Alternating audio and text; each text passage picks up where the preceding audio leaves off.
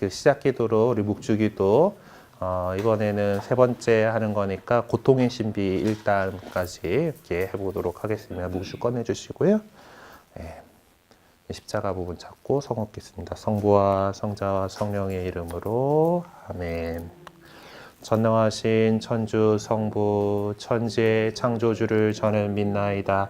그 외아들 우리 주 예수 그리스도님 성령으로 인하여 동정 마리아께 잉태되어 나시고 본시오 빌라도 통치 아래서 고난을 받으시고 십자가에 못 박혀 돌아가시고 묻으셨으며 저승에 가시어 사한날에 죽은 이들 가운데서 부활하시고 하늘에 올라 전능하신 천주 성부 오른편에 앉으시며 그리로부터 산이와 죽은 이를 심판하러 오시라 믿나이다. 성령을 믿으며 거룩하고 보편된 교회와 모든 성인의 통공을 믿으며 죄의 용서와 육신의 부활을 믿으며 영원한 삶을 믿나이다. 아멘.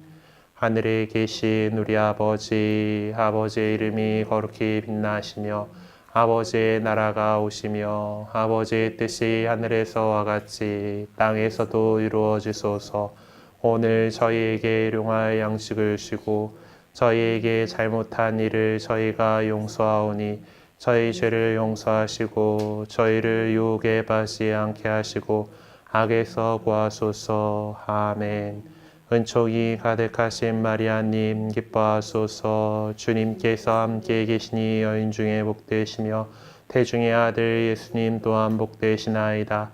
천주의 성모 마리아님 이제와 저희 죽을 때에 저희 죄인을 위하여 비로소서. 아멘.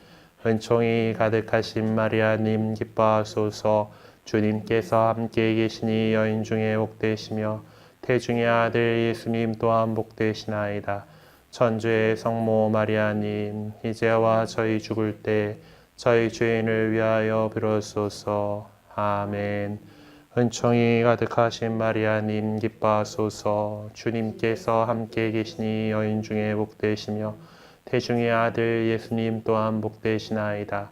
천주의 성모 마리아님 이제와 저희 죽을 때 저희 죄인을 위하여 비로소서. 아멘.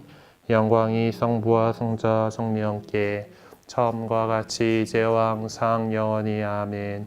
고통의 신비 1단 예수님께서 우리를 위하여 피땀 흘리심을 묵상합시다.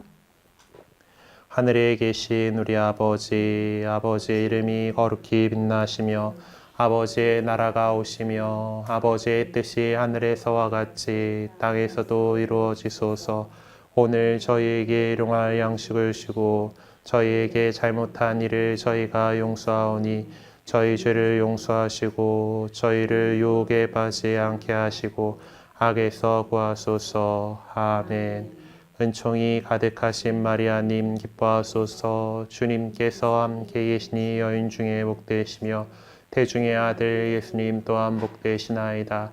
천주의 성모 마리아님 이제와 저희 죽을 때 저희 죄인을 위하여 비로소서. 아멘. 은총이 가득하신 마리아님 기뻐하소서. 주님께서 함께 계시니 여인 중에 복되시며 태중의 아들 예수님 또한 복되시나이다. 천주의 성모 마리아님 이제와 저희 죽을 때 저희 죄인을 위하여 비로소서. 아멘. 은총이 가득하신 마리아님 기뻐하소서. 주님께서 함께 계시니 여인 중에 복되시며 태중의 아들 예수님 또한 복되시나이다. 천주의 성모 마리아님 이제와 저희 죽을 때 저희 죄인을 위하여 비로소서. 아멘. 은총이 가득하신 마리아님 기뻐하소서. 주님께서 함께 계시니 여인 중에 복되시며 태중의 아들 예수님 또한 복되시나이다. 천주의 성모 마리아님 이제와 저희 죽을 때 저희 죄인을 위하여 비로소서. 아멘. 은총이 가득하신 마리아님 기뻐하소서. 주님께서 함께 계시니 여인 중에 복되시며 태중의 아들 예수님 또한 복되시나이다. 성모 마리아님 이제와 저희 죽을 때 저희 죄인을 위하여 비로소서. 아멘. 은총이 가득하신 마리아님 기뻐하소서. 주님께서 함께 계시니 여인 중에 복되시며 태중의 아들 예수님 또한 복되시나이다. 천주의 성모 마리아님, 이제와 저희 죽을 때 저희 죄인을 위하여 빌어소서. 아멘. 은총이 가득하신 마리아님 기뻐하소서. 주님께서 함께 계시니 여인 중에 복되시며 태중의 아들 예수님 또한 복되시나이다. 천주의 성모 마리아님, 이제와 저희 죽을 때 저희 죄인을 위하여 빌어소서. 아멘. 은총이 가득하신 마리아님 기뻐하소서. 주님께서 함께 계시니 여인 중에 복되시며 태중의 아들 예수님 또한 복되시나이다. 천주의 성모 마리아님, 이제와 저희 죽을 때 저희 죄인을 위하여 빌어소서. 아멘.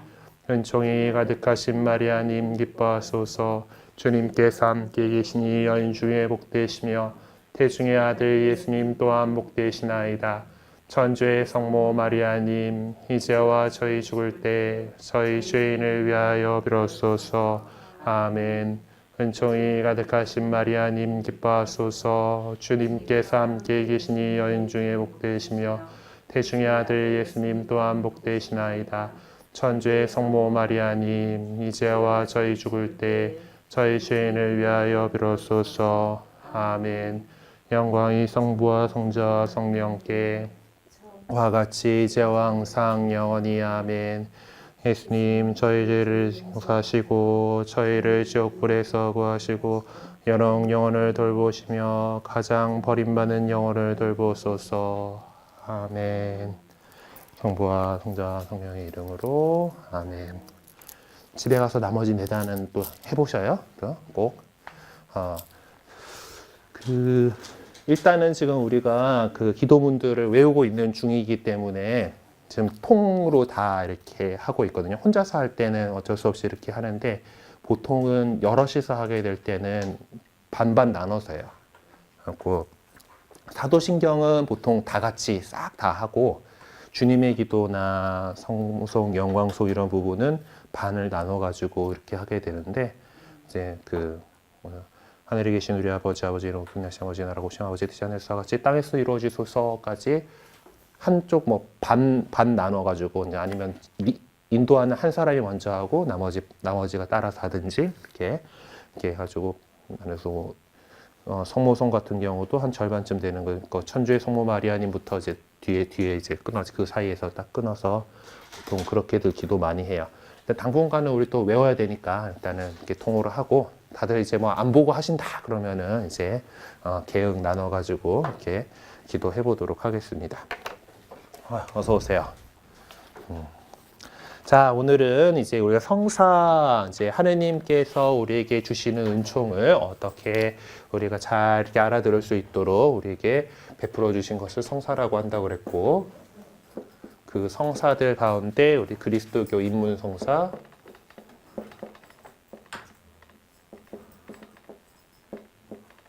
인문성사로 세례성사, 성체성사, 견진성사 이렇게 있는 거 얘기했었고요. 그리고 치유의 성사로서 이제 고해성사하고 병자성사에 대해서 지난 시간에 말씀을 드렸습니다.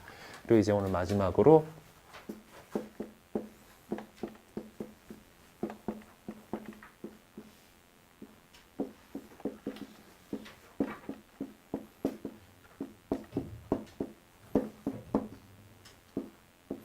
공동체에 봉사하는 성사들에 대해서 알아보게 되겠습니다.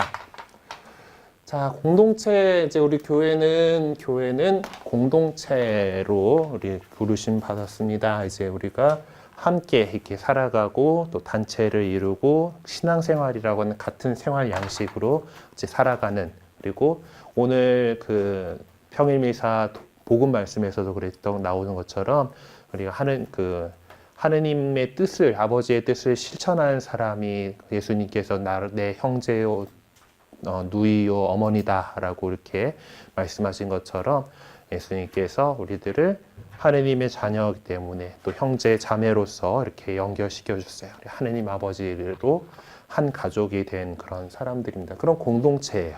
교회는 공동체입니다. 그 교회 공동체를 위해서 봉사하는 일을 할 수 있도록 사람들을 축복하고 세우는 성사들에 대해서 알아보게 될 거예요. 그래서 여기에 해당하는 성사는 이제 저 같은 이제 사제를 축성하는 성품 성사하고 거룩한 이제 품, 이제 사제품, 이제 부제품, 주교품이라고 하거든요.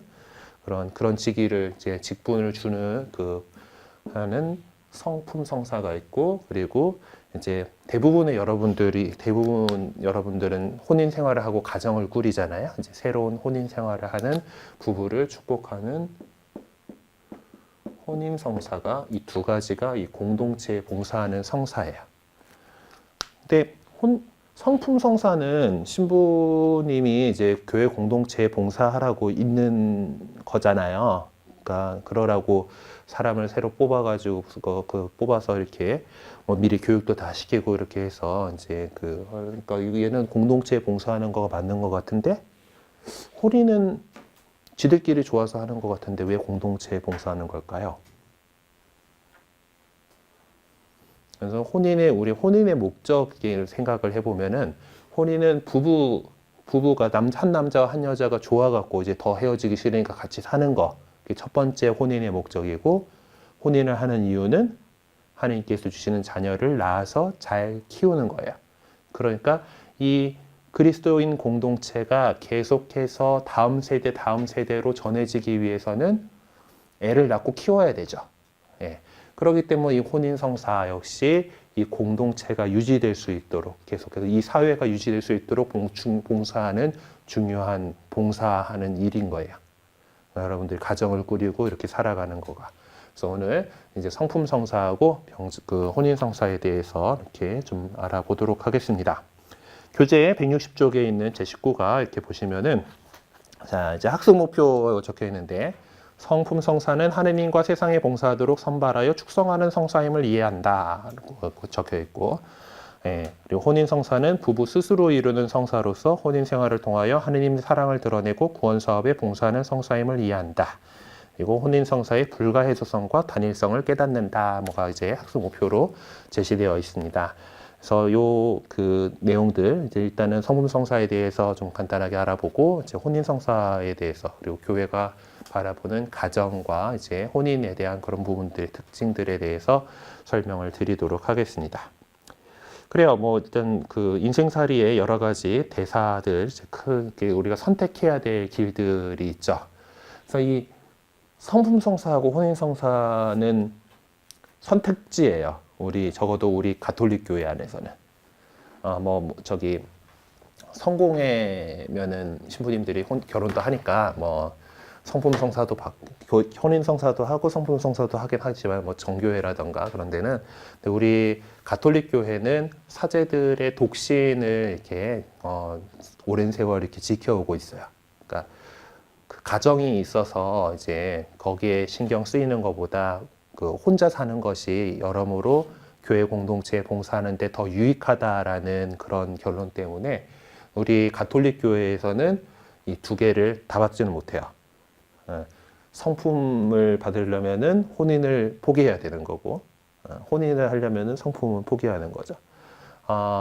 물론 우리나라에는 없는 제도인데 이제 미국 교회 같은 경우는 종신 부재직이 있어요. 부재님들도 성품이니까 그 경우에는 혼인하신 분들 가운데 되게 좀 연세도 지긋하시고 되게 모범적으로 사시고 이제 그런 분들에게 부재 서품을 줘가지고 이제 그 교회에 봉사할 수 있도록 이렇게 하는 제도가 있는데 그 경우에는 혼인하고 성품도 이렇게 되긴 되겠죠. 근데 일반적으로 우리나라에서는 요거는 선택지예요. 둘 중 하나. 하느님께서 우리를 어떤 식으로 부르시는가. 하느님께서 불러주신 것에 응답하는 그거죠. 그래서 그리스도인의 삶 안에 이제 종교적인 삶인 성직자나 수도자들의 삶이 있고, 그리고 평신도 그리스도인으로서 세상에서 살아가는 그런 방법들이 있어요. 그 선택을 우리가 이렇게 해서 지금 이루고 있는 거죠. 자, 그래서 제시되어 있는 말씀 한번 들어보도록 합시다. 첫 번째 말씀은 티모테오 전서에 나오는 내용인데, 요거는 교회 지도자들에 대해서 이제 티모테오라고 하는 바오로 사도의 제자이고 그 다음 후계자로서 이렇게 키우고 있던 사람한테 이제 교회 지도자로서의 자질에 대해서 이렇게 얘기하는 성경이 이제 티모테오서하고 우리 티토라는 사람한테도 또 보낸 게 있어요. 신약 성경에 보면은 이 두 세 권을 이제 사목서간이라고 그러는데 들어봅시다. 성경 봉독과 권고와 가르침에 열중하십시오. 그대가 지닌 은사, 곧 원로단의 안수와 예언을 통하여 그대가 받은 은사를 소홀히 여기지 마십시오. 이 일에 관심을 기울이고 이 일에 전념하십시오. 이 일을 지속해 나가십시오. 이렇게 하면 그대는 그대뿐만 아니라 그대의 말을 듣는 이들도 구원할 것입니다. 그래서 이 사제직을 이제 충실하게 직무사제직을 어떻게 받았고 어떻게 충실하게 해나가야 될 건가에 대해서 바오로 사도가 이야기하는 부분이죠. 그리고 이거는 마테오복음에 나오는 혼인에 대해서 예수님께서 말씀하신 부분이에요. 예수님께서 이렇게 대답하셨다. 너희는 읽어보지 않았느냐? 창조주께서 처음부터 그들을 남자와 여자로 만드시고 나서 그러므로 남자는 아버지와 어머니를 떠나 아내와 결합하여 둘이 한 몸이 될 것이다 하고 이르셨다. 따라서 그들은 이제 둘이 아니라 한 몸이다. 그러므로 하나님께서 맺어주신 것을 사람이 갈라놓아서는 안 된다. 예수님께서 요래 말씀하신 바람에 우리 가톨릭 교회는 이혼을 허락하지 않고 이제 그런 이 가정에 대해서 그 가정의 혼인의 중요성에 대해서 되게 강조를 하고 있습니다. 자, 이제 풀어봅시다. 또 어쩌다가 또 혼인의 어떤 그런 것들에 대해서 이제 말씀을 드리게 될 거예요. 그래서 아까 말씀드린 것처럼 이 성품 성사나 혼인 성사나 이것은 공동체를 위해서 또 다른 사람을 위해서 다른 사람의 구원을 위해서 봉사하는 성사가 됩니다. 그래서 이 성품 성사에 든 그 사제직이든 아니면 수도 생활에 부르심을 받았든 아니면 가정 생활로의 부르심을 받았던 이거는 각자의 고유한 사명으로 하느님의 부르심을 받고 또 필요한 축복을 받게 되고 그렇게 해서 하느님 백성인 교회 공동체에 봉사하게 되는 거죠. 그래서 성품 성사를 받는 사람들은 그리스도의 이름으로 하느님 백성의 목자로 이제 축성되는 것입니다. 그 착한 예수님의 복음 말씀에 나는 착한 목자다라는 이제 그 말씀이 있어요. 이제 제가 어렸을 때 중학생인가 그랬는데 우리 신부님이 강론 시간에 하는 거예요. 자, 예수님이 착한 목자시면은 신부님은 뭘까? 그래서 다른 애들이 지팡이요, 신발이요 막 도는데 나는 왠지 신부님은 살아서 움직이는데 목자를 도와서 살아서 움직이는 게 뭐겠어요? 개요. 뭐 그래요. 양치기 개 같은 그런 것이죠. 예수님께서 양치는 목자시고 그 양들이 올바른 길로 가게끔 이렇게 이끄는 그런 목자를 돕는 그런 사람으로서 이렇게 이제 신부님들이 이렇게 있죠. 성품 성사를 받는 사람들은 그 교회 공동체를 그렇게 있습니다. 그리고 혼인 성사를 통해서 우리 신자들의 혼인이 견고하게 되고 신자 부부는 혼인 생활을 통해서 또 다른 사람 자신과 다른 사람을 구원을 위해서 봉사하게 돼요. 그래서 먼저 성품 성사에 대해서 알아보도록 합시다.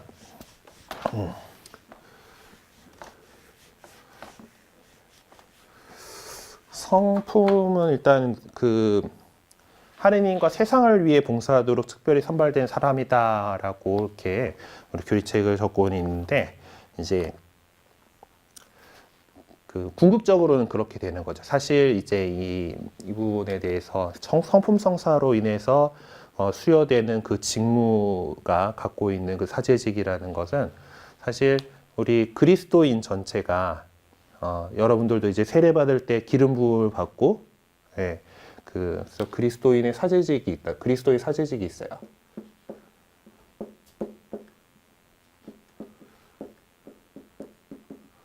사제직을 우리 모든 그리스도인들이 이 예수 그리스도의 사제직을 그래서 이걸 흔히 삼중직무로 해서 예언자직, 사제직, 왕직 이렇게 해가지고 예수님께서 이 세상에서 하셨던 복음 선포와 여러 가지 일들이 결국 그 그리스도 기름 부음 받은 이로서 옛날 예언자나 사제나 임금을 축성을 했던 그 사람들이 갖고 있었던 그 역할들 하느님의 말씀을 전하고 하느님께 사람들을 위해서 제사를 지내고 기도하고 그리고 세상 사람들을 하느님 보시기 좋은 모습으로 다스리고 잘 그렇게 하느님 백성들 다스리고 하는 일들을 이제 우리가 해야 한다라고 하는 거예요.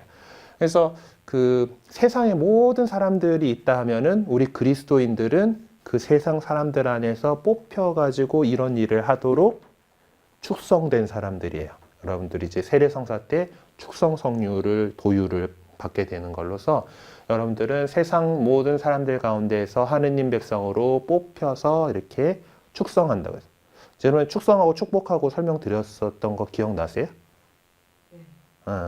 축성은 하느님 거 하고 딱 이렇게 떼놓는 거라고 갈라놓는 거, 세상에서 성별해 놓는 거다라고 말씀드렸잖아요.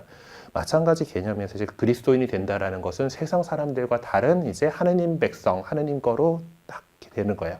그리고 그 하느님의 백성이 세상 모든 사람들에게 하느님의 말씀을 전하고 또 세상을 위해서 하느님께 이제 제사, 우리 미사 봉헌하잖아요. 제사를 함께 올리고 기도하고 그리고 이 세상에서 하느님의 뜻을 실천할 수 있도록 내가 영향을 미칠 수 있는 범위 안에서 착하게 하느님 뜻대로 살아가고 하는 것이 우리가 해야 할 직무이다. 그리스도인 전체가 해야 할 직무인데 이것들을 보다 효과적으로 할 수 있도록 예수님께서는 이 교회 안에 교계제도라는 것을 설립을 해 놓으신 거예요. 그러니까 저희 같은 직무로서 이제 성직을 수행하게 되는 사람들을 만들어 놓는 거죠.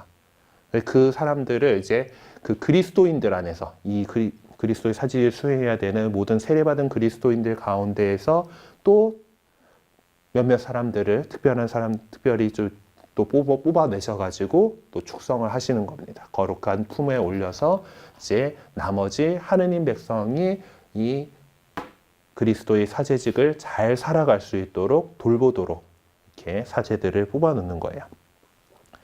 그래서 이제 이 보편 사제직에 먼저 우리가 초대받았고 그 가운데에서 이제 이 직무 사제직으로 그래서 이제 일반 신자들의 사제직을 이제 보편 사제직이라고 얘기하고 그리고 저희 같이 이제 서품 받은 사람들의 사제직을 이제 이것은 정말 직무로서 사제로서 일을 해야 되는 거기 때문에 직무 사제직이라고 표현을 합니다. 그래서 이 두 사제직은 이제 그 어떤 다 예수 그리스도의 그 사제직에서 기초를 해가지고 이렇게 생겨나는 거고 이게 어느 게 더 중요하고 안 중요하고 그런 걸로 나눌 수는 없어요. 하지만은 이 둘은 또 본질적으로 다른 부분이 있는 거죠. 왜냐하면은 보편 사제직을 수행하는 신자들의 보편 사제직은 이 사제직 수행에 세상을 향해서 세상 모든 사람을 향해서 이렇게 그 사제직을 수행을 해야 된다라면은 이 직무 사제직이 수행하는 사제직은 그 보편 사제직이 그렇게 할 수 있도록 보편 사제직을 수행하는 신자들을 향해서 있다라는 면에서 그 본질적인 차이가 있다라고 우리 교리는 그렇게 얘기를 하고 있습니다. 그리고 역시 이제 그 성품 성사에 올리는 것은 축성이라 그랬잖아요.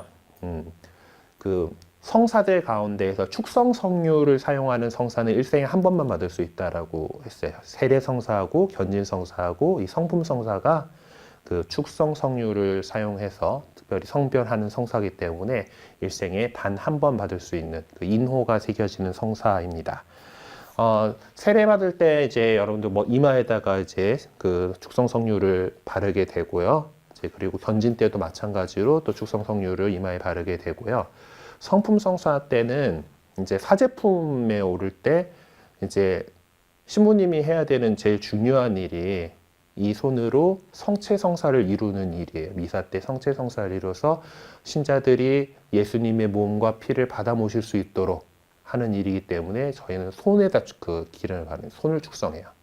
신부님들은 그 손을 축성하고 그 다음에 주교님이 되는 서품 때는 이제 주교님은 정말 지역교회의 그 대표로서 그 지역교회를 이끌어 가시는 분이잖아요. 그래서 교회의 어떤 머리로서 해야 될 일을 드러내기 위해서 머리에다가 도유를 합니다. 네, 그런 차이에서 어쨌든 그 축성 성류를 사용하는 그래서 인호가 새겨지는 성사는 평생에 단 한 번만 받을 수가 있어요. 자, 직무사제직에 대해서 이제 설명을 했는데 여기 나와 있는데 이제 그 내용들 제가 아까 지금 설명해 드린 그런 부분들이에요. 그래서 대사제이신 유일한 대사제이신 예수 그리스도의 그 일을 세상에 우리 그리스도인들이 잘 해나갈 수 있도록 이제 그것을 우리가 돕기 위해서 이제 교회 안에서 세상 안에서 사제들이 사제직을 예수 그리스도의 사제직을 계속해서 수행해 나가는 겁니다. 그래서 이 사도들에게 이제 이러한 것들을 맡기셔서 이제 그 예수님께서 제자들 가운데 사도들을 뽑으셨죠. 12사도를 뽑으셔가지고 그들에게 특별히 그 뭐 이제 마귀를 쫓아내는 권한 뭐 여러 지적 일으키는 힘들 주시고 세상에 복음을 전하게 이렇게 하셨단 말이에요. 근데 이 사도들이 이제 그 여러 곳에 가가지고 교회 공동체를 이제 세워요. 그것이 이제 그 신약 성경에 있는 사도행전에 나오는 그런 이야기들인데 이 사도들이 가가지고 교회를 건설을 하면서 이제 당시 그 자기 뒤를 이어가지고 이 교회 공동체를 이끌어 나가고 예수님의 복음과 그 하느님의 계명을 잘 지켜 나갈 수 있도록 돌보는 사람들을 뽑아놨어요. 그래서 그 시절의 이름은 직역을 해가지고 스님이 감독이에요. 교회가 제대로 잘 돌아갈 수 있도록 감독하는 일들을 이렇게 해가지고 감독이라는 사람을 이렇게 뽑았고요. 그리고 그들의 협력자로서 원로들을 뽑습니다. 원로라고 하면 사실 뭐 좀 나이 들고 뭐 이제 그런 건데, 그래서 그 원로를 뽑고 그리고 그 사도행전에 나온 이야기 보면은 이제 신자들의 공동체가 막 이렇게 커지니까 사도들이 다 뭐 모든 일들 이제 예를 들어서 그 사람들도 공동 생활했어요. 자기가 가진 것들을 다 내놓고 뭐 가진 것들 팔아가지고 그것을 이제 처분해서 다 내놓고 이제 그것을 함께 나누고 사용하고 이렇게 해서 정말 이상적인 그 공산주의의 뭐 어떤 그 지금 뭐 마르크스 레닌이 했던 그런 그 공산주의 말고 정말 그 자기가 다 함께 공유하고 함께 그것들을 함께 일하고 또 함께 공유하고 또 그 일한 만큼 또 필요한 만큼 이렇게 뭐냐 일할 만큼 일하고 필요한 만큼 뭐 하자 뭐 이런 게 좀 그런데 이제 인간이 또 나약하다 보니까 이제 그 일이 안 돼가지고 문제잖아요. 공산주의가 그 무너진 이유가. 근데 그 정말 형제적 사랑으로 그런 것들이 정말 가능했었어요. 그러니까 그 초기 그리스도인들 사회에서는. 근데 이게 사람들이 많아지니까 이제 이거가 잘 어떤 유지가 쉽지가 않은 거예요. 그 안에는 또 뭐 그래서 뭐 같이 이제 식량을 이제 모아온 것들을 갖다 배급을 하는데 이제 어떤 사람들은 좀 이것도 또 홀대받고 놓치고 막 이런 것들에서 그런 일들을 돌보는 봉사자들을 뽑습니다. 그래서 이런 세 가지 교회의 직무들이 생겨나요. 그래서 감독을 이제 그래서 이 감독이라고 역할하던 이 이제 교회가 정말 이제 올바른 길로 제대로 신앙 그 사도들에게 전해받은 그 신앙을 올바르게 이어나가고 있는지 감독하고 보살피는 일들은 이제 사도들의 후계자가 이렇게 되는 거거든요. 이 감독들이 지금의 주교인이에요. 라틴어 단어 자체는 똑같아요. 에피스코포스라고 하는 단어가 이제 그 옛날 초기 교회의 그 상황들에 대해서 번역을 할 때는 감독이라는 말로 번역을 하고요. 지금은 주교라는 말로 번역을 해요. 그리고 원로는 프레스비테로스라고 하는 단어인데 이제 이게 그 지금의 사제 신부들이죠. 신부는 이제 뭐 그 아버지라는 뜻에서 이제 father 뭐 그런 게 하는데 그 법률 교회 법적인 용어로는 탁덕이라는 표현을 써요. 이게 사제예요. 사제품이에요. 그리고 이 봉사자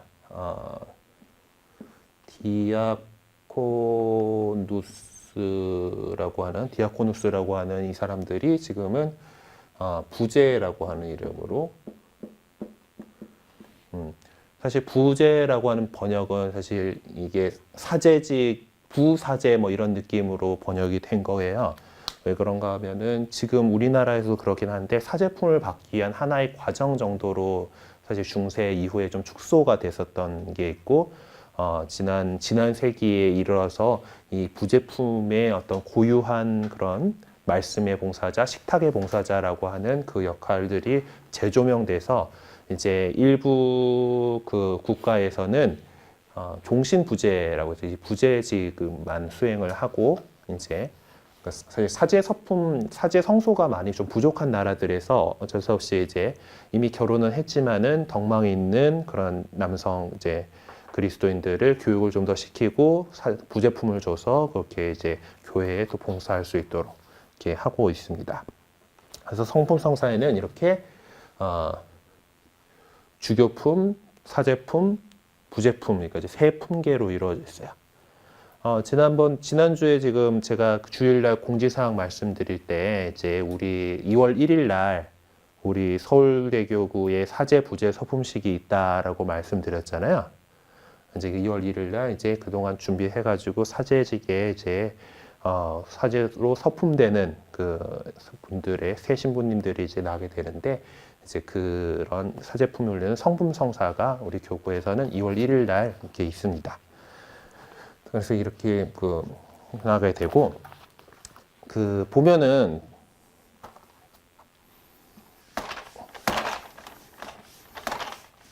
우리 서울대 교구장님은 추기경님이잖아요. 근데 추기경 뭐 이런 것도 어떤 건가 하면은 그 성품으로서의 품은 이제 주교, 사제, 부제 딱 있는데, 주교님들 가운데에서 그 보통 교구를 맡으신 분들은 그냥 주교겠죠. 교구장 주교예요.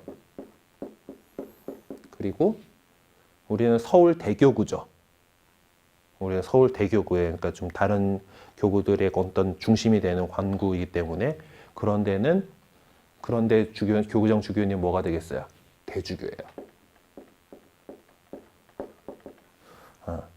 근데 교황님께서 이 주교님들 가운데에서, 주교님들뿐만 아니라 뭐 그냥 신자들 가운데에서 그 교회의 어떤 그 중요한 사람들로서 교황 선출권을 갖게 되는 사람들을 뽑을 수가 있어요. 그거를 추기경이라고 그래요. 추기경은 그러니까 주교님들 가운데에서 교황 선출권을 갖고 있는 주교님들이 추기경님이에요.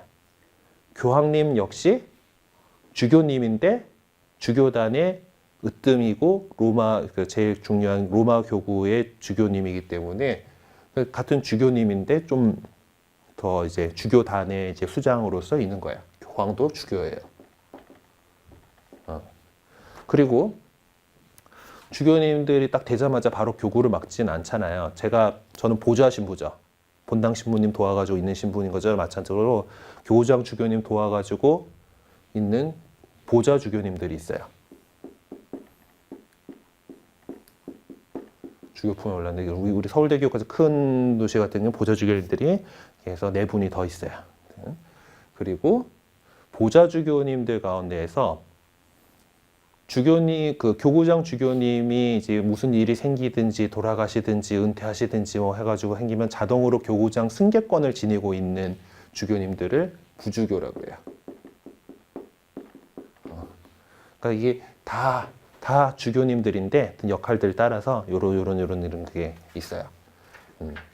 뭐 이리저리 성당 교회 안에서 이렇게 나오는 이야기들 들을 때 이런 거구나 하면 돼요. 신부님들 마찬가지로 주교님들은 일단 기본적으로 교구라고 하는 지역 교회를 다스리게 되는 거고, 신부님들한테는 본당이라고 하는 규모가 이제 주어지잖아요. 그렇죠? 근데 이제 일단 본당을 맡은 신부님을 본당 신부님들 가운데 주임이라고 그랬죠. 주임 신부님이 있고, 저같이 주임 신부님을 돕는 신부들을 보좌 신부라고 그러죠.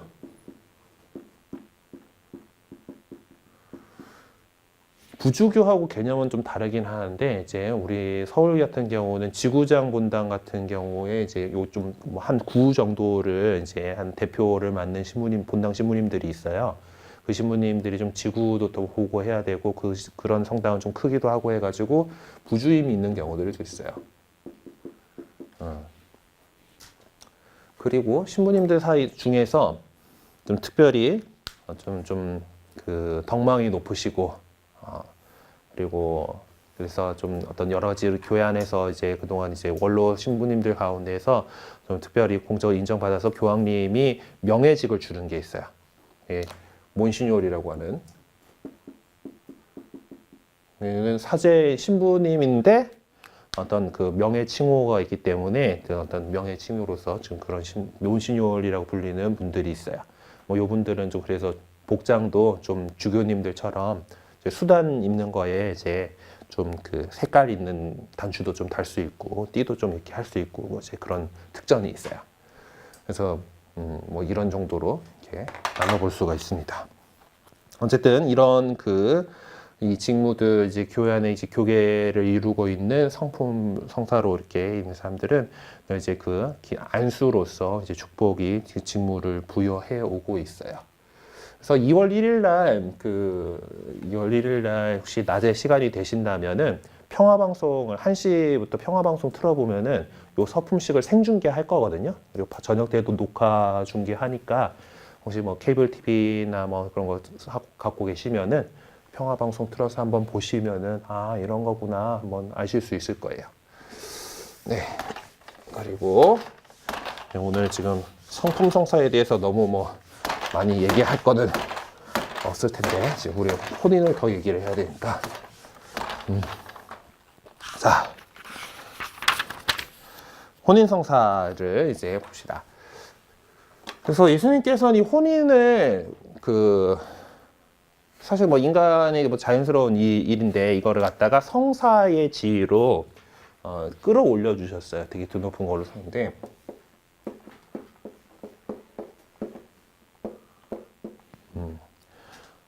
이제 그 혼인에 대한 가르침을 성경에서 여러 곳에서 찾아볼 수가 있습니다. 일단 하느님께서 세상을 창조하실 때 사람을 만드시면서 남자와 여자로 만드셨다. 예, 그리고 그들에게 자녀를 다 번성하라고 복을 이렇게 내려주셨고요. 그리고 뭐 짝을 이루어서 한 몸을 이루게 된다라는 예수님께서 아까 복음 말씀에서 인용한 것도 창세기에 나오는 말을 그렇게 인용하신 거예요. 그래서 예수님께서는 이 혼인에 대한 하나님의 뜻이 한 남자와 한 여자의 가 이루는 독점적인 관계다, 혼인의 단일성이다라고 이렇게 말씀을 하셨어요. 사실 그 전에는 구약 성경 찾아보면은 마누라 많이 둡니다. 예, 그거는 그 중동이라고 하는 그 지역 환경 어떤 그런 거에 있을 수밖에 없는 일이에요. 이슬람도 보면은 일부 다처제잖아요. 그러니까 그게 그 지역의 어떤 그 당시 문화 때문에 이렇게 있었던 건데 예수님께서는 이 혼인이 한 남자와 한 여자의 독점적인 관계다라는 혼인의 단일성에 대해서 이렇게 말씀을 하셨어요. 그리고 하느님께서 이것을 맺어주시고 이제 한 몸을 이룬 것이기 때문에 죽음 외에는 결코 갈라놓을 수 없다라고 가르치셨습니다. 그러니까 혼인에 대해서 지금 아까 들었던 마태오복음 그 말씀 말고도 이제 이러니까 이제 부활에 대해서 얘기한 논쟁하니까 사두가이파 사람들이 이제 막 극단적인 상황을 들고 나온 거예요. 이제 그 당시에 이제 율법을 잘 지키는 이스라엘 사람들은 형님이 이제 형수하고 이렇게 사이에서 후사를 남기지 못하고 죽으면은 그 형수를 이제 동생이 맞아들여 가지고 형님이 후사를 일으켜 줘야 되는 뭐 그런 게 있었어요. 그래서 7 형제가 있었는데 첫째가 이제 결혼을 했는데 후사를 남기지 못하고 죽었어요. 그럼 둘째가 이제 형수님 받아야지. 근데 둘째도 또 죽었네. 셋째도 죽고, 넷째도 죽고, 다섯째도 죽고, 여섯째도 죽고, 7째까지 다 죽고 그 여자도 죽었어. 자, 그럼 부활 때 그럼 누구의 아내가 되는 거예요? 하고 이렇게 딱 했는데 그때 예수님께서 부활하고 나면 천사들과 같이 돼서 이제 뭐 혼인하고 이런 그런 관계로 매이지 않는다라고 이렇게 말씀하셨어요. 그러니까 우리가 이 세상에서 죽고 나서 이제 하나님 나라로 가면은 혼인이라고 하는 그 유대 그 깊은 유대는 그때 끊어지게 되는 거예요. 그러니까 둘 중 하나가 세상을 먼저 떠나야지 혼인 유대가 끊긴다라는 그 단일 한 남자 한 여자가 맺은 혼인이 이렇게 해소가 되는 거고, 그 외에는 그 어떤 누구도 갈라놓을 수 없다라는 것이 우리 교회의 이제 그 중요한 가르침이고, 예, 우리가 관철해 나가고 있는 부분이에요. 그런데 이제 어쨌든 이렇게 그 혼인, 가톨릭 혼인에 있어서 중요한 그 두 가지 특성은 이제 이 혼인의 단일성. 혼인의 단일성 때문에, 그러니까 혼인을 한 남자와 한 여자가 이렇게 하고 있잖아요. 한 남자하고 한 여자가 이제 혼인을 하고 있는데, 그것에서 또 다른 혼인을 시도하게 되면은 그거는 안 되는 거예요. 그렇죠? 혼인은 한 남자 한 여자의 단일한 건데 또 하나 더 맺으려 그러면 안 되잖아요. 그래서 그것은 지금 우리 민법에도 마찬가지죠. 근데 우리 민법은 해소가 되죠.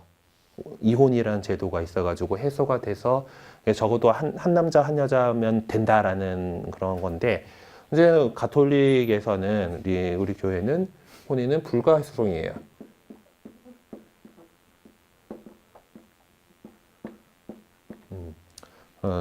갈라설 수가 없으니까, 그래서 이혼을 허락하지 않는다라는 말이 이렇게 돼요.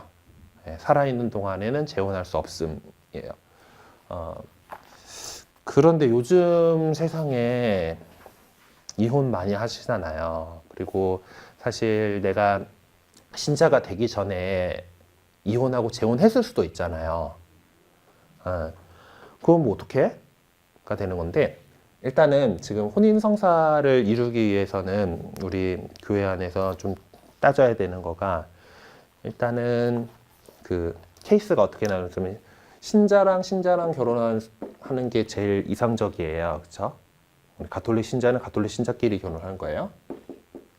그러면은 성당에 와가지고 이제 이 사람들이 이제 이미 혼인 관계가 없어야, 양쪽 다 없어야 되겠죠? 그래 와가지고 조건이, 우리 가톨릭 혼인은 좀 이 혼인이 성사이기도 하고 이게 되게 중요한 일이고 가정이라고 하는 소중한 하는 공동체를 만드는 일이기 때문에 조금 절차가 까다로워요. 성당에 이제 신자 둘이서 이제 결혼한다고 친다라면은 먼저 이제 이들끼리 혼인 교리라고 해가지고 이런 것들에 대해서 또 교리 공부를 좀 다시 해요. 한 반나절 정도 이렇게 하는 걸 수강을 해갖고 오고, 그리고 혼인 신청을 해서 일단 장소는 성당에서 이제 하느님 대전에서 이제 그 증인이 3명 필요해요. 예식을 주례하는 신부님하고 사제랑 증인 2명 앞에서 정해져 있는 혼인 예식에 따라서 혼인을 거행을 해야 돼요. 그래서 이제 이런 조건들을 제대로 안 했다라면, 그리고 요전에 이 하기 전에 신부님하고 따로 만나가지고 혼인 면담이라는 걸 해요. 그래서 어떤 뭐 문제가 되는 건 없는지, 혼인의 목적에 대해서 제대로 알고 있는지, 뭐 그리고 아이들 낳았을 때 그 가톨릭 신앙으로 잘 키울 것인지, 뭐 부정행위를 한 건 없는지, 아니면 또 이제 우리 이렇게 해서 혼인을 한다 하면 이렇게 합법적인 혼인이 되는데, 이게 유효하고 완결된 혼인이 되기 위해서는 또 부부가 사랑하는 행위가 필요해요. 결합이 돼야 되는데, 이제 어떤 사람들은 또 이제 뭐 이게 안 된다던가, 남성이 그것이 닿기만 해도 발작을 한다던가, 뭐 아니면은 이게 서질 않아서 집어넣지 못한다던가, 뭐 이런저런 병들이 있을 수 있잖아요. 그런 것들이 혹시 그런 게 있는가, 그걸 상대방에게 숨기고 있는가, 뭐 이런 것들을 신부님에서 따로 각자를 따로 만나가지고 혼인 면담을 하면서 그런 것들을 이제 물어보고 확인을 하는 작업을 하고, 오케이 하면은 이제 성당에 와가지고 신부님하고 증인 둘 앞에서 혼인 예식을 거행을 해요. 이렇게 되면은 유효한 혼인이고, 그리고 그날 밤 들어가가지고 이제 서로 사랑을 나누면은 이제 완결된 혼인이 돼요. 뭐 교회법적인 뭐 그런 문제예요. 어쨌든 일단 혼인의 목적은 아까도 슬쩍 얘기했지만은 부부 둘이 좋은 거 하고 자녀를 낳아서 잘 키운다. 자녀의 출산과 양육이라는 2가지 목적이 있으니까. 이제 그렇게 이제 이런 절차를 해야 되는데 신자들 가운데에서도 이제 요새 보면 주일학교 애들 한참 그 초딩 때는 나오다가 중학교, 고등학교 올라가면 공부한답시고 안 나오다가 뭐 그대로 그 성당 안 나오는 애들이 있거든요. 그럼 신자인데 그냥 룰루랄라 그러고 지내다가 신자 아는 척해서 지내다가 이제 결혼 덕석했어요. 밖에서 사회혼을 결혼을 했으면은 신자가 요거 안 지켰으면은 불법인 혼인인 거잖아요. 불법인 상태니까 이제 그러면 그러고 있다가 이제 애들이 좀 이제 크고 나서 천형성찰 때쯤 되면 그래도 또 갑자기 또 성당에 그래도 얘들 이제 보내야 되는데 하는 그런 게 또 생겨요. 그래서 또 나와가지고 그러면 이거 안 했으면 그때 다 가가지고 별 이제 뭐 그런 이혼하고 뭐 그런 문제가 없으면은 이제 그 원래 미리 했었어야 되는데 그러니까 무효인 상태잖아요. 이런 요건들을 안 지켜서 그래서 그거를 다시 요대로 예식을 거행을 하면 돼요. 그래서 그거 갖다가 그냥 단순히 유효화 시키는 거기 때문에 단순 유효화라고 하는 그런 방식이 있고요. 자, 이제 그 뭐 신자하고 신자가 아닌 사람하고 결혼할 수 있겠죠. 우리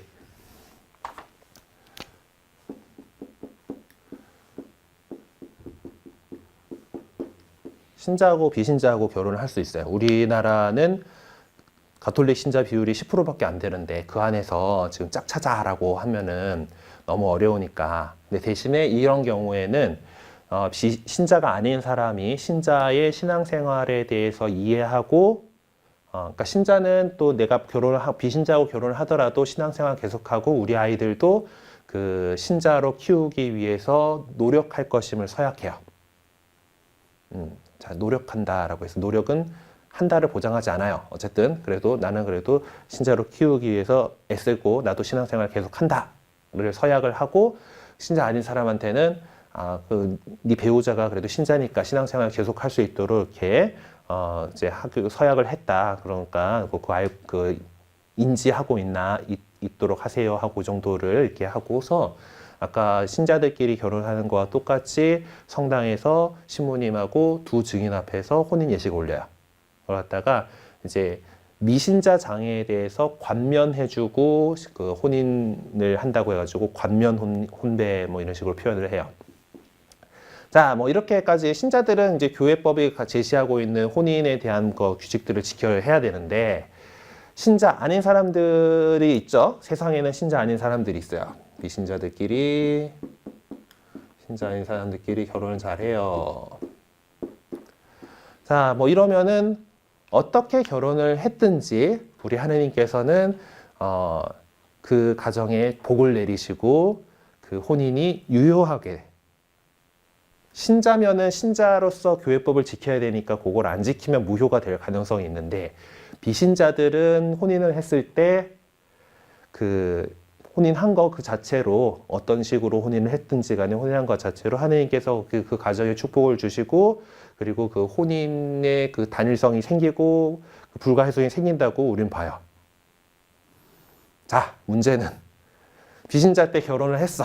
싸웠어. 헤어졌어. 다시 결혼했어. 그러다가 그렇게 살다가 그래도 성당 한번 나가볼까 아니면 주변에서 야, 성당 나가 해가지고 성당에 나왔어요. 자, 이게 좀 복잡해집니다. 이때부터. 그 사람은 이미 비신자와 비신자끼리 결혼을 했기 때문에 혼인 유대가 있어요. 근데 그거가 이제 여전히 있는 상태에서 새로운 사람하고 혼인 생활을 하고 있는 상황이잖아요. 그렇죠? 이혼하고 재혼을 했으니까. 그러면은 교회법적으로 따져보면은 이 사람은 전에 혼인이 아직 묶여 있는 거예요. 그래서 지금 혼인이 무효인 상태지. 자, 그런 때 이 빠져나갈 길이 없으면 또 곤란하겠죠. 예.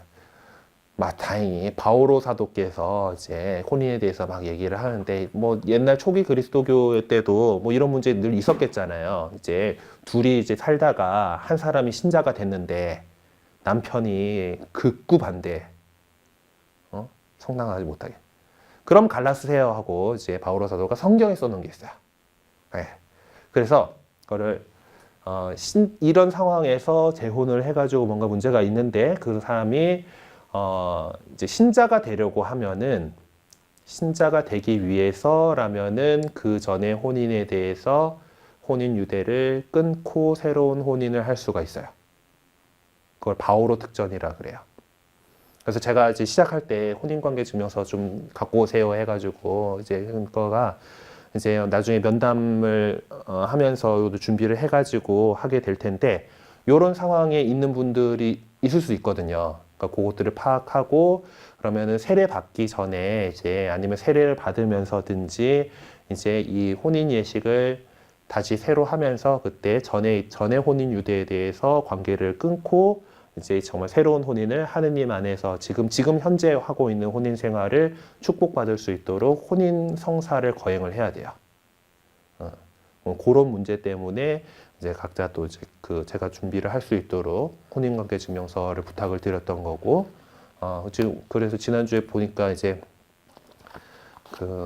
해당되시는 분이 있긴 있더라고요, 우리 안에서도. 근데 뭐 그거는 뭐 밝히면 안 되는 부분이니까 따로 그런 분들한테는 따로 연락을 드리겠습니다. 그리고 제가 파악을 하기 위해서 혼인관계 증명서 상세본을 부탁을 드렸는데 안 주신 분들이 아직 있어요. 그래서 그분들은 다음 주에 좀 챙겨다 주시면은 감사드리겠습니다. 네. 조점숙님하고 서은정님하고 유창목님이 아직 혼인관계 증명서를 안 갖다 주셔가지고 저희도 내야 되는 거예요? 네? 네? 저희도? 다 네. 저도 안 냈는데. 안 내셨나? 네. 그래서 하여튼 그거 예, 혼인관계 증명서를 제가 처음 시작할 때 아마 말씀드렸는데 좀 뒤에 처음에 안 하셔가지고 깜빡하셨을 것 같아요. 요런 부분, 그러니까 사실 나 아무 상관없어 하면 상관없어요. 근데 그거를 이제 혼인관계 증명서로 딱 증명해 버리면은 뭐 이제 요런 혼인 문제에 대해서 뭐 할 거 없는데 이제 그러니까 이혼하고 재혼했던 분들의 경우에는 바오로 특전을 적용해서 이제 이 전에 있는 혼인 유대를 해결을 하고 이제 지금 혼인을 정말 이제 하나님께서 축복하신 혼인으로 만들어야 돼요. 네, 그런 과정이 필요해가지고 있습니다. 네. 그래서 이제 뭐 오히려 되게 편하게 되는 거가 이제 옛날에 세례 받았는데 뭣도 모르고 살다가 그냥 사회혼만 하고 살다가 이렇게 있던 경우는 오히려 편할 수가 있어요. 그러니까 원래 이러면 안 되긴 한데 이미 신자였기 때문에 그냥 그냥 사회혼만 한 거는 혼인 아닌 거야. 무효인 상태인 거예요.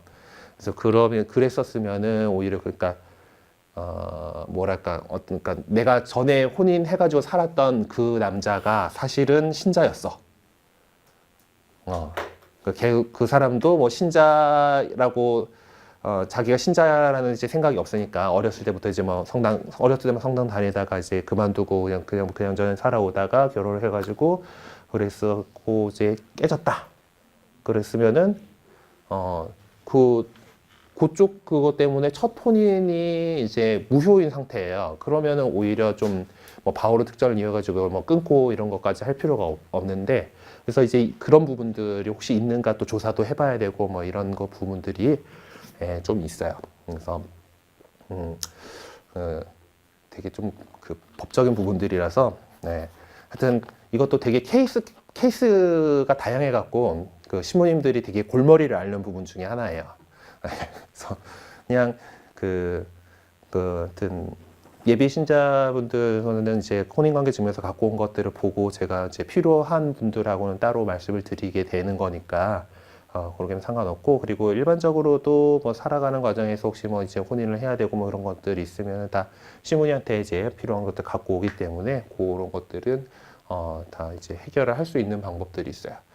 근데 뭐 만약에 이제 되게 안 좋게 된 상황이 이렇게든 어쨌든 하느님 앞에서 혼인 성사를 했어요. 예. 신혼일 때는 그래도 그나마 성당 잘 다니고 아니면은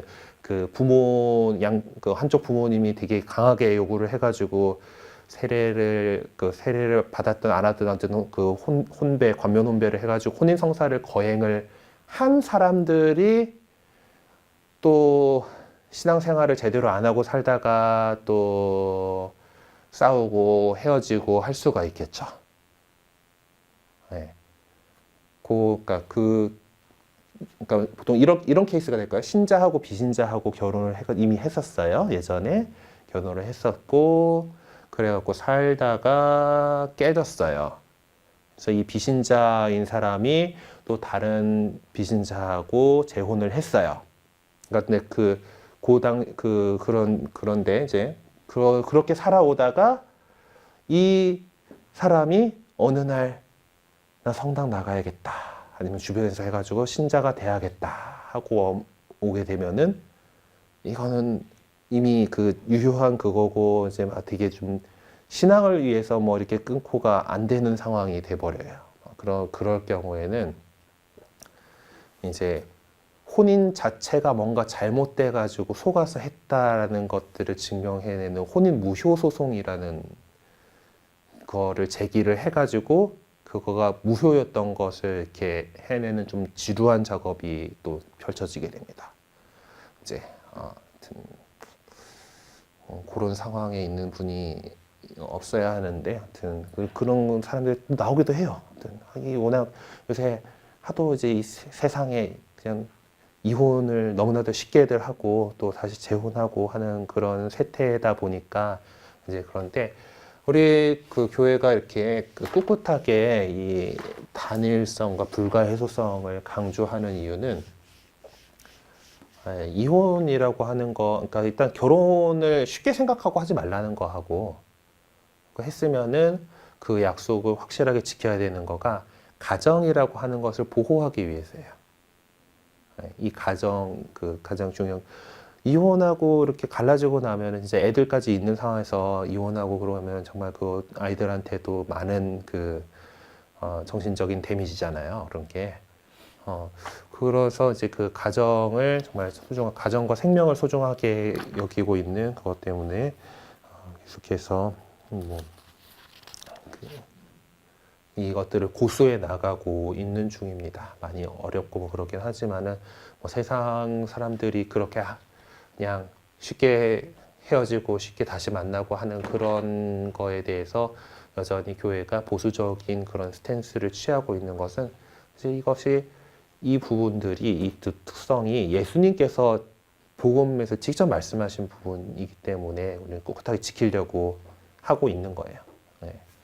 뭐 물론 뭐 이제 그리스도 교회 안에 다른 교파들은 또 뭐 이제 갈라놓아서는 안 된다라는 그거에 그래 당사자는 갈라놓을 수 있지 뭐 이제 그런 식으로 해석하고서 이혼에 대해서 뭐 허락하고 있는 데들도 있어요. 개신교회 같은 경우는. 하지만은 가톨릭 교회는 요거에 대해서 좀 철저하게 지키고 있습니다. 그래서 이제 교재로 다시 돌아가 보면요. 이제 혼인의 목적과 특성 쪽 한번 165조에 봅시다. 네, 그래서 아까 말씀하신 혼인의 목적은 부부가 서로 사랑으로 일치해서 부부가 더 좋은 거, 그리고 그 사랑의 열매인 자녀를 낳아서 잘 기르는 거예요. 그리고 혼인의 특성이 단일성이기 때문에 일부 일처제가 아닌 다른 어떠한 형태의 혼인도 배격합니다. 한 남자와 한 여자가 독점적으로 이루는 관계예요. 그래서 요즘 또 이제 이슈가 되고 있는 부분이 이제 동성혼에 대한 부분인데요. 우리 교회는 동성애자가 이제 그런 성향을 가지고 태어났다는 사실에 대해서 그것 때문에 차별받지 않아야 된다라는 거에 대해서는 분명하게 지지를 합니다. 동성애자들이 이제 그것들이 갖고 있는 성 정체성에 대해서 인정하고 거기서 어쩔 수 없다라고 그거는 그것 때문에 차별받는 세상이 되어서 안 된다라고 분명하게 가르치고 있지만은 그들이 우리도 혼인하게 해주세요라고 하는 거에 대한 반대예요. 동성혼에 대해서는 안 됩니다. 그러니까 우리 교회가 가르치는 거는 이제 왜냐하면은 혼인의 목적이 부부의 선익만 있다라고 한다라면은 동성혼도 가능해요. 근데 혼인의 목적은 자녀의 출산과 양육이라는 목적이 하나가 더 있잖아요. 예. 근데 동성혼은 자녀의 출산을 기대할 수가 없어요. 그게 불가능하기 때문에 그래서 혼인이라고 갖고 있는 이 사회 제도, 그러니까 성사의 목적에 위배되는 거가 되는 거죠. 그리고 마찬가지로 요새 그 젊은 애들 가운데 딩크족 있잖아요. 듀어링크 노키드 애 안 낳아. 그거를 명시적으로 얘기하는 사람 그한테는 혼인을 해줄 수가 없어요. 자녀에 대해서 명백하게 거부한다. 그러면 너 혼인에 대해서도 거부하는 거야. 그래서 그러면은 혼인 성사 해주지 않아요. 뭐 나중에 지들이 어떻게 근데 뭐 혼인 아이를 낳으려고 되게 노력은 하는데 안 되는 사람들도 있잖아요. 예, 불임, 난임 이런 분들이 또 있어요. 또 요즘 또 그런 분들 또 제법 많아가지고 고통받고 있는. 제 친구 하나도 지금 몇 번이나 유산하고 지금 그게 안 돼갖고 되게 고민이긴 하던데. 그래서 그렇더라도 그러니까 이게 자녀는 하느님의 선물이기 때문에 하느님께서 주시면은 감사히 받아서 이렇게 잘 키우는 거고, 그렇지 않다라면은 하느님이 안 주시면은 어쩔 수 없구나라고 이렇게 그러시구나라고 받아들이긴 해야 돼요. 하지만 일부러 나는 애 안 만들 거야라고 한다라면은 그거는 혼인의 목적이 어긋나는 일이에요. 네. 그래서 그 그래서 이 목적이 이제 사랑으로 일치와 이제 자녀의 출산과 양육이라는 거예요. 그리고 이 부부의 사랑은 이제 혼인성사가 드러내는 거, 뭐 혼인성사 예식 여러 가지 표현이 되는데, 그리스도께서 신랑이신 그리스도께서 신부인 교회를 사랑하시듯 남편이 아내를 사랑하고 아내는 교회가 그리스도를 섬기듯이 남편에게 순종하라는 것이 서로를 존중하고 이해하고 사랑하라는 것이 이제 이 혼인에서 드러나는 이제 예수님의 사랑이에요. 네. 교회 이제 신랑이신 예수 그리스도께서 당신의 몸을 바치시어 신부인 교회를 사랑하시고, 교회는 자신의 신랑인 그리스도를 끝까지 사랑하고 증언하는 거죠.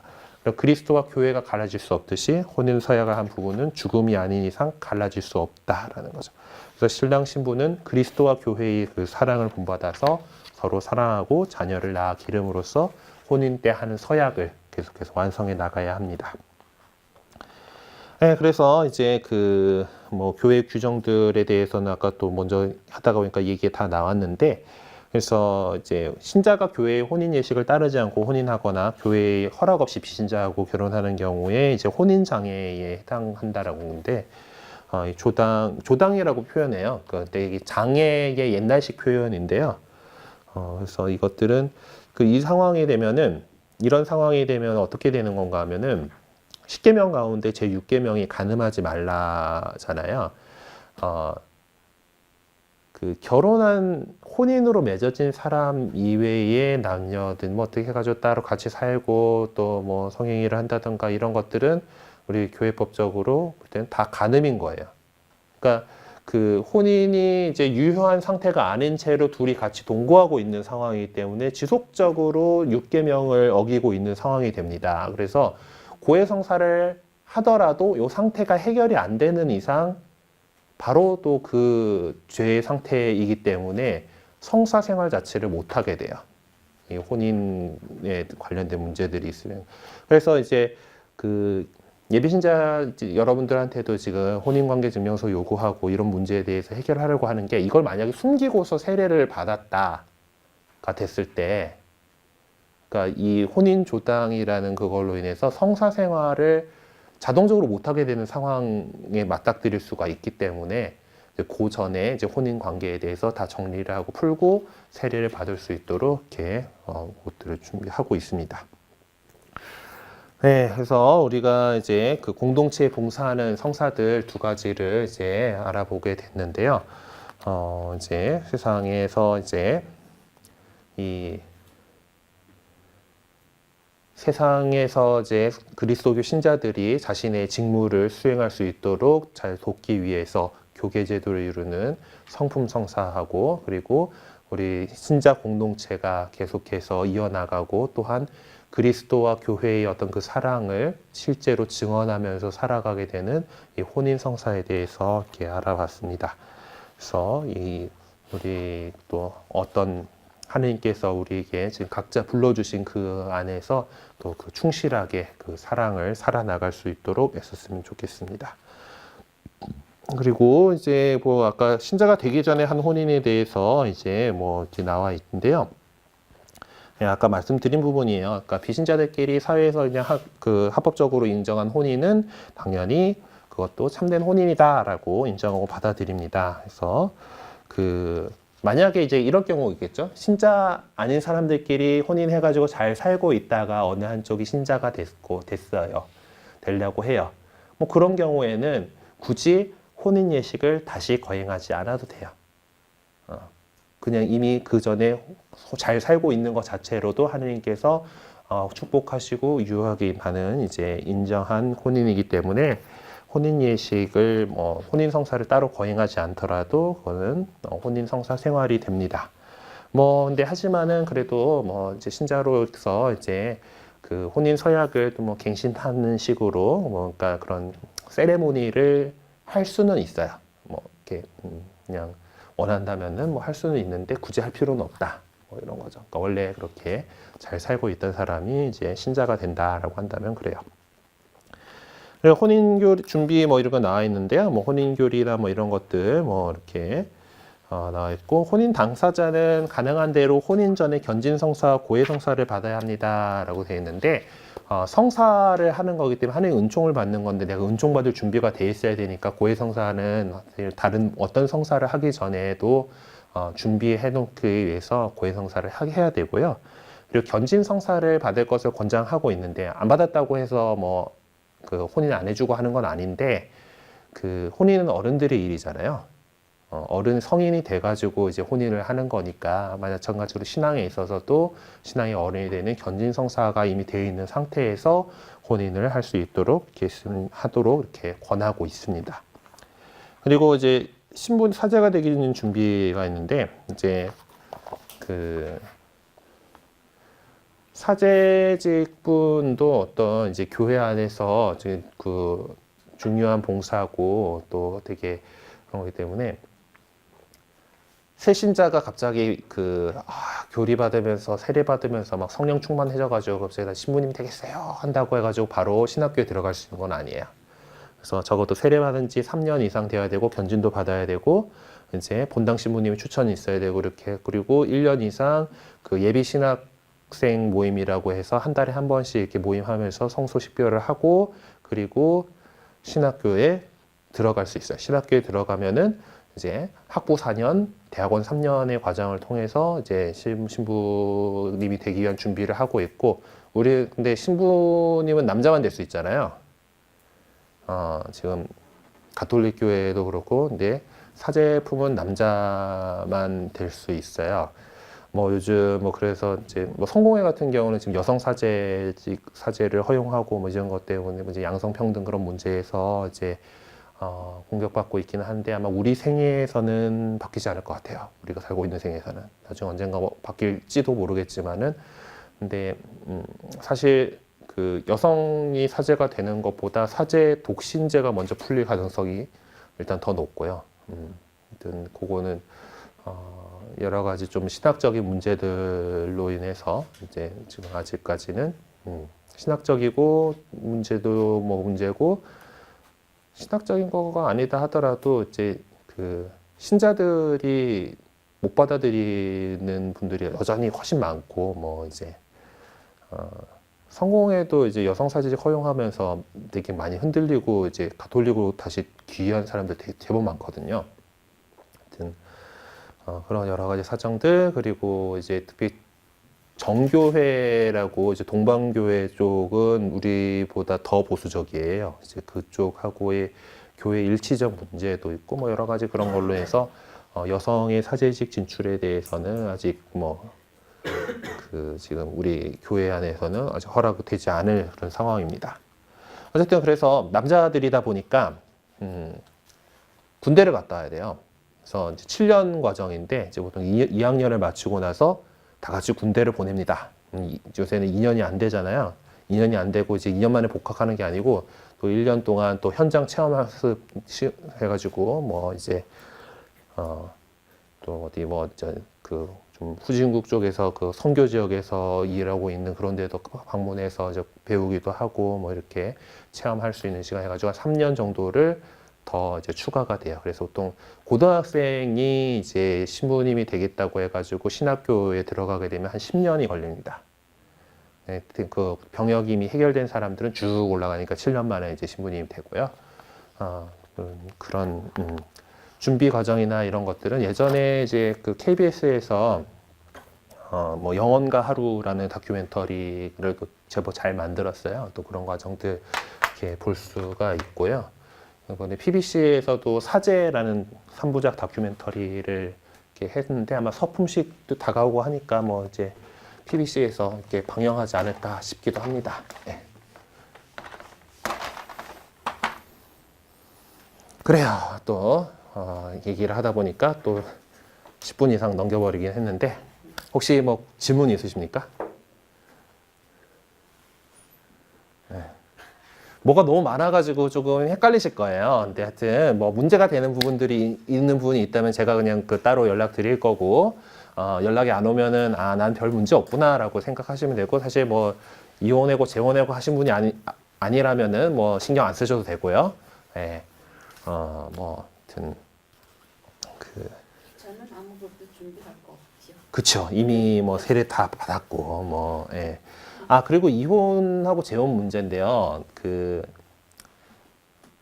재혼을 허락하지 않아요. 그러니까 만약에 사회적으로 이혼을 해서 별거 상태라면은 뭐 혼인조당 뭐 이런 건 아니에요. 그러니까 그 혼인 유대가 있는 상태에서 또 혼인을 맺게 되면은 그때부터 문제가 돼가지고 성사 생활을 못 하는 거거든요. 그러니까 신자들끼리 뭐 결혼해가지고 살다가도 뭐 국가법적으로 이혼까지는 할 수 있어요. 이혼까지 할 수 있는데 그 다음에 재혼을 해버리면은 이제 성사 생활을 못 하게 되는 그런 상황에 빠지게 되는 거예요. 뭐 하여튼 복잡하죠. 뭐, 그래요. 뭐 그렇지만은 뭐 이것도 나름 중요한 부분이라서 꼭 말씀드려야 될 거라 열심히 설명을 드렸습니다. 그래서 그런 상황이 발생하지 않는 거가 제일 좋아요. 하여튼. 그래요. 마친 기도로 영광송 함께 할게요. 성부와 성자 성령의 이름으로 아멘. 영광이 성부와 성자 성령께 처음과 같이 이제와 항상 영원히 아멘. 성부와 성자 성령의 이름으로 아멘. 수고하셨습니다. 네.